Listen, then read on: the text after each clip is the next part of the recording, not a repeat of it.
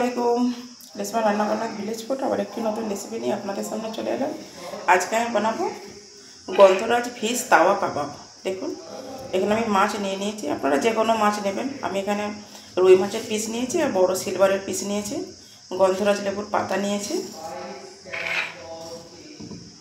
এটা হচ্ছে গন্ধরাজ লেবুর জেস্ট। দেখুন সাদা অংশটা কিন্তু এখানে আমি রেখে দিয়েছি, এটা গ্রেটার দিয়ে গ্রেট করে নিয়েছি। সাদা অংশটা দিলে কিন্তু তেতো হয়ে যাবে। এবারে মাছটাকে আগে আমি সেদ্ধ করে নেব, একটু রস দেবো, নুন হলুদ দিয়ে মাছটাকে আমি সেদ্ধ করে নেব।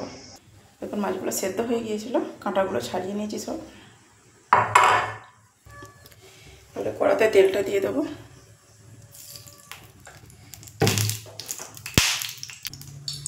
গোটা জিরে ফোড়ন দিলাম।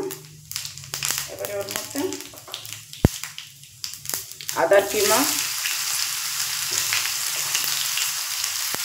রসুনের কিমা দিয়ে দিলাম। এর মধ্যে পেঁয়াজটাও দিয়ে দেবো। পেঁয়াজ করে কিমার মতো করে কেটে নিচ্ছি। এবারে একটু ভাজা ভাজা মতো করে নেবো। দেখুন পেঁয়াজটা একটু লাল লাল মতো হয়ে গেছে। এবারে সামান্য একটু পানি দিচ্ছি, দিয়ে এর মধ্যে আমি সব গুঁড়ো মশলাগুলো দিয়ে দিচ্ছি। নুন, হলুদ গুঁড়ো, জিরে গুঁড়ো, লঙ্কা গুঁড়ো, একটু গরম মশলা গুঁড়ো দিয়ে এই মশলাটাকে ভালো করে কষিয়ে নেবো আগে। দেখুন এদিকে মশলাটা প্রায় কষানো হয়ে গেছে। কষানো এই চারকোলটা এবার আমি এদিকটাই গরম করতে দিয়ে দেবো। এবারে মশলার মধ্যে মাছটা দিয়ে দেবো।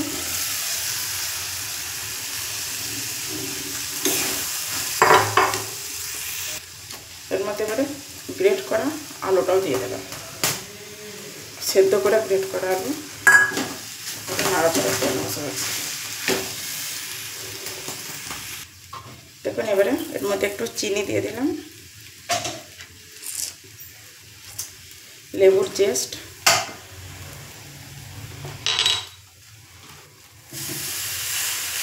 ধনেপাতা কুচি, লেবুর রস দিয়ে দিলাম। এবারে এটাকে আমি নামিয়ে নেব। দেখুন এই বাটিটার মধ্যে চেঞ্জ করে নিয়েছি। এবারে স্টিলের বাটি বসিয়ে দিলাম একটা।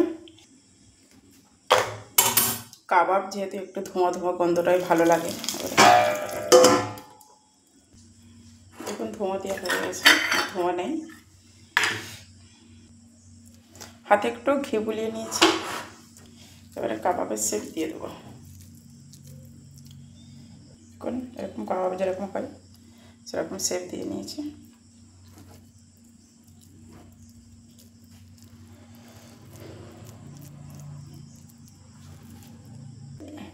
দেখুন একটা দিয়ে নিয়েছি। এভাবে আমি প্রত্যেকটা কাবাব বানিয়ে নেব। দেখুন কাবাবগুলো বানিয়ে নিয়েছি। দেখুন একটা তাওয়া বসিয়ে দিয়েছিলাম, এতে একটু আমি সাদা তেল দিয়ে দেবো। এটা ব্রাশ করে দেবো এভাবে। এবারে কাবাবগুলো দিয়ে দেবো। দেখুন এবার একদিকটা উল্টে দেবো।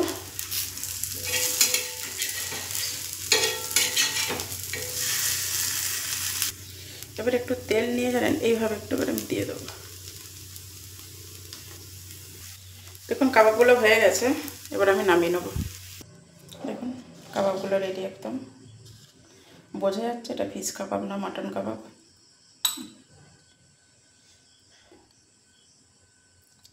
অবশ্যই বাড়িতে ট্রাই করবেন, কমেন্টে জানাবেন। যদি ভিডিওটি ভালো লেগে থাকে লাইক করবেন, বন্ধুদের মধ্যে শেয়ার করবেন।